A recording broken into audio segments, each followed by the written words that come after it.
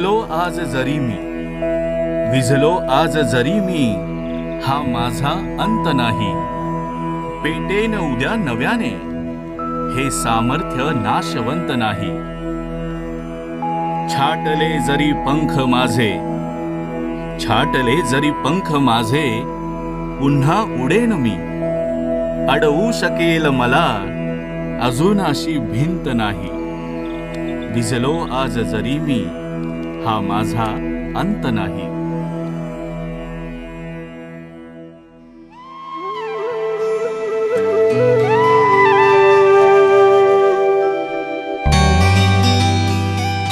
शेवगाव एक अशी भूमी जिथे अनेक कर्तृत्व संपन्न व्यक्तिमत्व होऊन गेले, ज्यांनी कष्ट व प्रामाणिकपणाच्या बळावर शून्यातून विश्व निर्माण केले. यातीलच एक नाव म्हणजे स्वर्गीय ॲडव्होकेट विजयराव जगन्नाथराव काकडे, अर्थात सर्वसामान्यांचे भाऊसाहेब.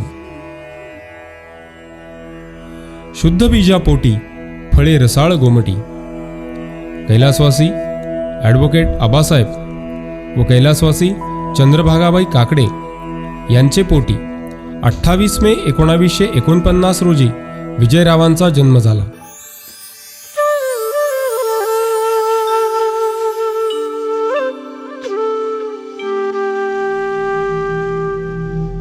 तो काळ म्हणजे संयुक्त महाराष्ट्राच्या चळवळीचा काळ होता. कैलासवासी आबासाहेब हे देखील संयुक्त महाराष्ट्राच्या चळवळीतील सक्रिय कार्यकर्ते असल्यामुळे त्यांनाही अटक करून सरकारने नाशिक येथील तुरुंगात ठेवले होते. त्याच वेळेस विजयरावांचा जन्म झाला. कैलासवासी चंद्रभागाबाई आपल्या लहान बाळाला घेऊन नाशिक येथे आबासाहेबांना भेटण्यासाठी गेल्या. योगायोगाने त्याच दिवशी राज्य सरकारने सर्व आंदोलनकर्त्यांना मुक्त करण्याची घोषणा केली. कार्यकर्त्यांसाठी हा खूप मोठा विजय होता. त्यामुळेच आबासाहेबांनी आपल्या मुलाचे नाव विजय असे ठेवले. विजयरावांचे बालपण शेवगाव आणि मंगरूळ येथे फुलले. मंगरूळ हे त्यांचे आजोबा कान्होजी पाटील काकडे यांचे गाव. गावात त्यांचा जुना वाडा, घरात आजी, आजोबा, चुलते, चुलत्या असा मोठा परिवार एकत्र राहत होता. तसेच घर गाई, म्हशी आणि शेळ्यांनी भरलेलेही होते. प्राणीमात्रांवर प्रेम करण्याची प्रेरणा विजयरावांना घरातूनच मिळाली. संत तुकाराम महाराज म्हणतात त्याप्रमाणे सर्वानुभूती देव पाहावा, या भावे जीव द्यावा. याच गावातील निसर्ग आणि कृषी संस्कृतीच्या वातावरणात विजयराव रमले. विजयरावांच्या प्राथमिक शिक्षणाची सुरुवात मंगरूळ गावातूनच झाली. 1ली ते 5वी पर्यंत अनेक गुरुवर्यांचा सहवास व मार्गदर्शन त्यांना लाभले. यातूनच वर्गातील गुणवंत विद्यार्थी म्हणून विजयरावांची ओळख निर्माण झाली. दरम्यानच्या काळात घरगुती वादातून आबासाहेबांनी पत्नी चंद्रभागाबाई यांचा त्याग केला होता. विजयराव लहान असल्याने तुझी आई या जगात नाहीये असे त्यांना सांगण्यात आले होते. यातूनच मायलेकरांची ताटातूट झाली.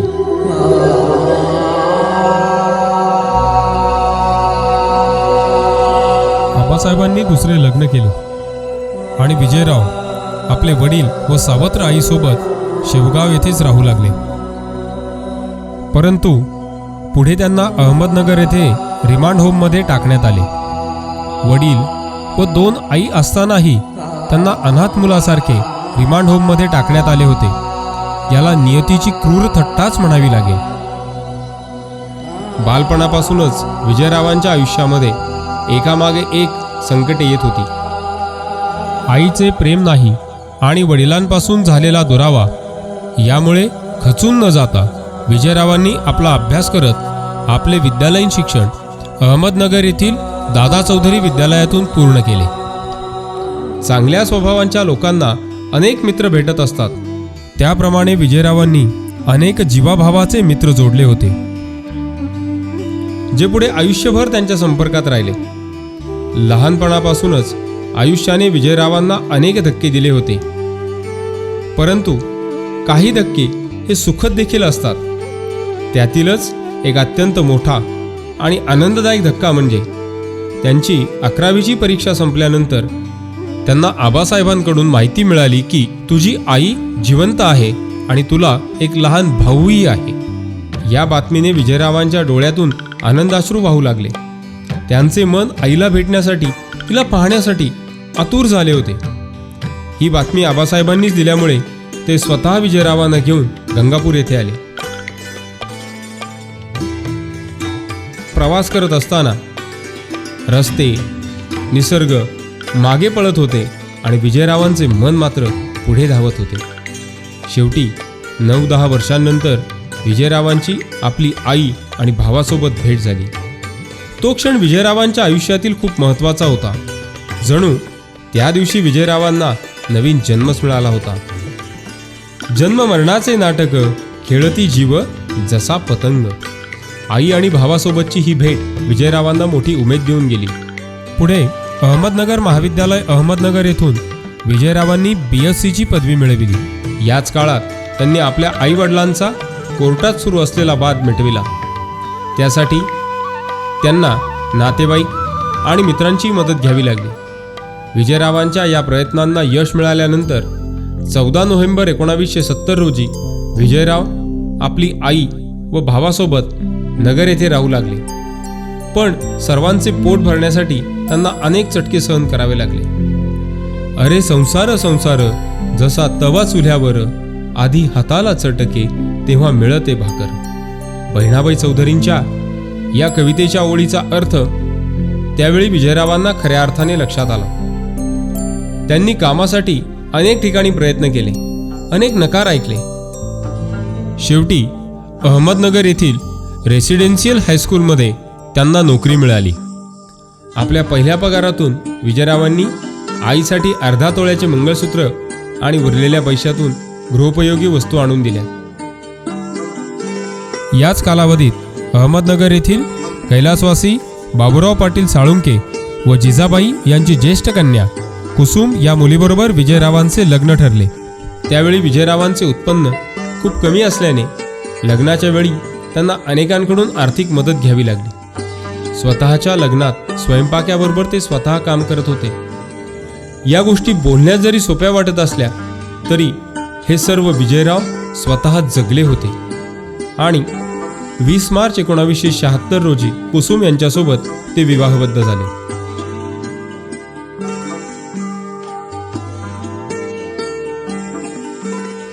LLB उत्तीर्ण झाल्यानंतर वकिलांना रजिस्ट्रेशन करावे लागते. रजिस्ट्रेशनसाठी आवश्यक असलेली रक्कम देखील त्यांच्याकडे नव्हती. पत्नीची साथ आणि विजयरावांनी घेतलेले विवेकी निर्णय यातून आयुष्यात नवीन वाटा निर्माण झाल्या. लग्नात मिळालेली अंगठी मोडून त्यांनी रजिस्ट्रेशन केले आणि ॲडव्होकेट AB मुथा यांच्याकडे ज्युनियरशिप सुरू केली. त्यानंतर विजयरावांनी स्वबळावर कामगार चळवळीची कामे करण्यास सुरुवात केली. मेहनत आणि प्रामाणिकपणाच्या जोरावर त्यांनी यशही मिळविले. श्रीगोंदा सहकारी कारखान्याची केस असो की इतर काही केसेस, विजयरावांनी कोर्टात तर्क वापरून आणि कायद्याच्या चौकटीत राहून या केसेस जिंकल्या. हातात थोडाफार पैसा खेळू लागला. आपल्या अडचणीच्या काळात ज्या ज्या लोकांनी आपल्याला मदत केली होती त्या सर्वांची परतफेड करत विजयराव पुढे वाटचाल करत होते. नगर कोर्टात काम करत असताना त्यांनी शेवगाव व पाथर्डी भागात देखील आपले वकिली कार्य सुरू केले. 26 जानेवारी 1977 रोजी त्यांनी शेवगावला ऑफिस टाकले आणि 27 जानेवारीला कैलासवासी दत्तात्रय जिरपे यांची पहिली केस हाती घेतली. या पहिल्याच केसमध्ये मिळालेल्या अभूतपूर्व यशामुळे विजयरावांचे नाव शेवगाव आणि पाथर्डी परिसरात गाजू लागले. त्यानंतर एकामागे एक केसेस विजयरावांकडे आल्या. शेवगाव नगर असा प्रवास करत विजयरावांनी अफाट कष्टातून सर्वसामान्यांना न्याय मिळवून दिला. 9 ऑक्टोबर 1978ला आबासाहेबांचे आकस्मिक निधन झाले.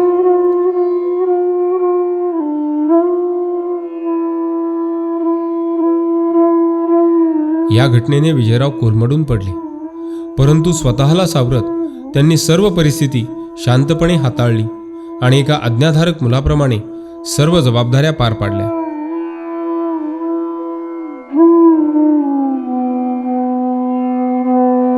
आयुष्य हे वाहत्या पाण्यासारखे असते. अनेक दुःख संकटे आली तरीही चालत राहावे लागते. वाट्याला आलेले दुःख पचवत विजयरावांनी शेवगाव येथे राहण्याचा निर्णय घेतला.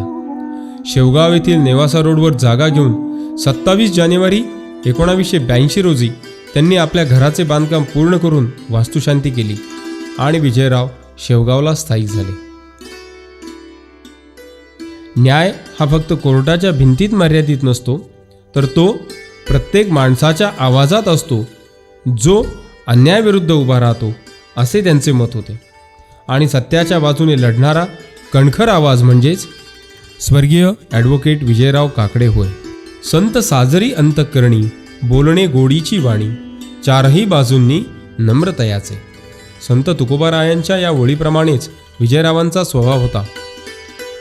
त्यांच्याकडे बघून असं वाटतं की वकील केवळ कोर्टात बोलणारा व्यक्ती नाही, तर तो समाजाला न्याय मिळवून देणारा शिल्पकार आहे. आणि विजयराव हे असेच शिल्पकार होते. विजयरावांची देवावर प्रचंड श्रद्धा होती. पैठण तालुक्यातील आवडे उंचेगाव येथील मिनीनाथ हे त्यांचे श्रद्धास्थान होते. यातूनच त्या मंदिर उभारणीत विजयरावांनी मोलाचे योगदान दिले. अनेक धार्मिक कार्यातून त्यांनी स्वेच्छेने सहभाग नोंदवला. गेल्या अनेक वर्षांपासून कैलासवासी विजयराव प्रजापिता ब्रह्मकुमारी ईश्वरीय विश्वविद्यालयाशी संलग्न होते. यातच त्यांनी माउंट आबू व हैदराबाद येथे भेटीही दिल्या होत्या. संत साहित्याबद्दलही त्यांचं प्रचंड वाचन होतं. विजयरावांच्या कौटुंबिक, सामाजिक, आध्यात्मिक पैलूसोबतच आणखीन एक पैलू होता, तो म्हणजे राजकीय. हा वारसा त्यांना कुटुंबातूनच मिळाला होता. राजकारण हा समाजसेवेचा उत्तम मार्ग आहे असे ते मानित. आपले वक्तृत्व आणि स्वतंत्र विचारसरणी तसेच अंगीभूत नेतृत्व गुण या जोरावर विजयरावांनी विद्यार्थी दशेत अनेक चळवळींमध्ये सहभाग घेऊन त्यांचे नेतृत्वही केले. यातूनच कॉम्रेड सुरेश गवळींसारखे जीवाभावाचे मित्र त्यांना पुढे मिळाले. आपल्या वकिली व्यवसायासोबतच त्यांनी सामाजिक कार्यही सुरू ठेवले. केदारेश्वर सहकारी साखर कारखाना उभारणी, त्याचप्रमाणे शेवगावच्या पूर्व भागात रस्ते, बंधारे तसेच दुष्काळात पाण्याचा प्रश्न मार्गी लावण्यासाठी त्यांनी मोलाचे योगदान दिले. सन 1992 ते 97 या काळात अहमदनगर जिल्हा परिषद सदस्य म्हणून कार्यरत असताना त्यांनी अनेकांची कामे केली, अनेकांना सहकार्य केले. एक दिलदार आणि सच्चा माणूस म्हणून आजही लोक त्यांचे नाव घेतात. स्वर्गीय बबनराव ढाकणे यांच्याशी संपर्क आल्यानंतर त्यांच्या प्रत्येक निवडणुकीत विजयरावांचा महत्त्वाचा सहभाग असायचा. लोकाग्रहास्तव विजयरावांनी सन 1995ची शेवगाव पाथर्डी विधानसभा निवडणूक अपक्ष म्हणून लढविली, परंतु या निवडणुकीत त्यांना अपेक्षित यश मिळाले नाही.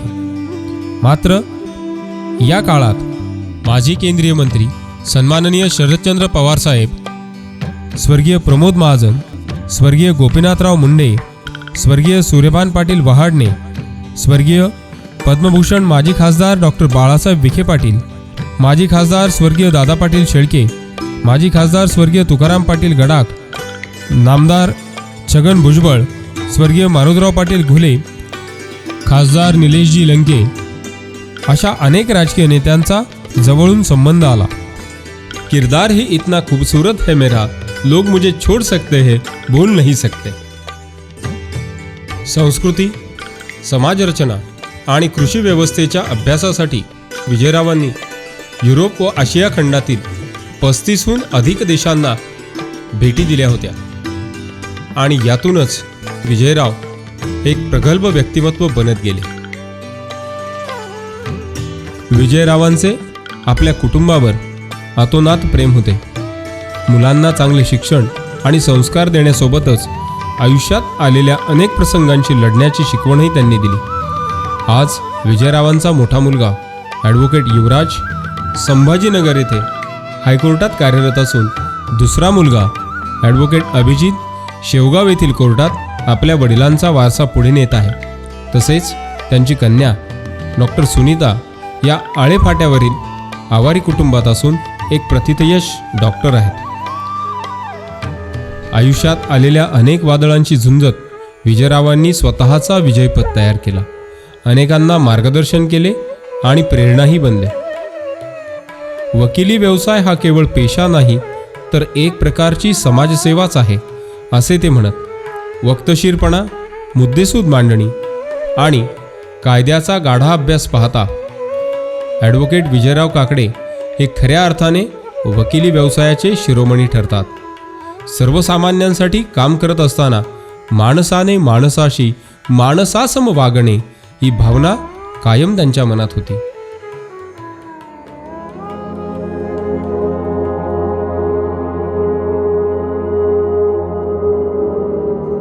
दिनांक 18 ऑगस्ट 2024 हा दिवस काकडे कुटुंबियांसाठी आणि समस्त शेवगाववासियांसाठी अनेक यातना देणारा दिवस होता. या दिवशी ॲडव्होकेट विजयराव काकडे एका कार्यक्रमातून घरी परत येत असताना भीषण अपघातात त्यांचा दुर्दैवी मृत्यू झाला.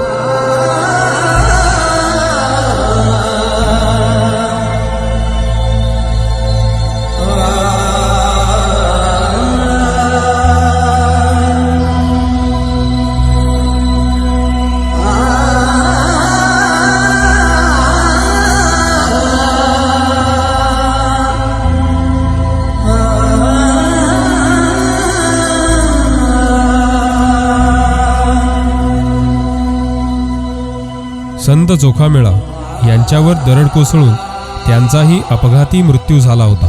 तेव्हा अवघा मानव समाज हळहळला होता. तशीच हळहळ विजयरावांच्या आकस्मिक निधनाने समाजमनात पाहायला मिळाली.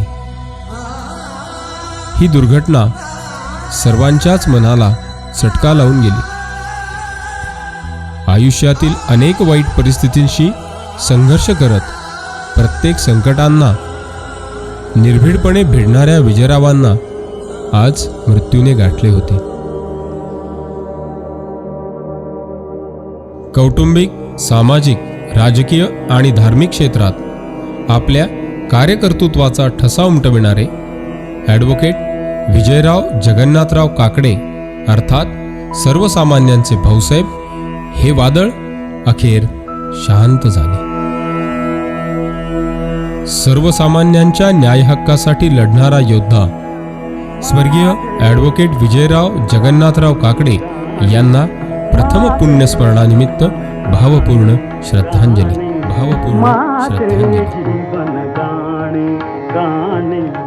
यथा असो आनंद असू दे, यथा असो आनंद असू दे, प्रकाश किंवा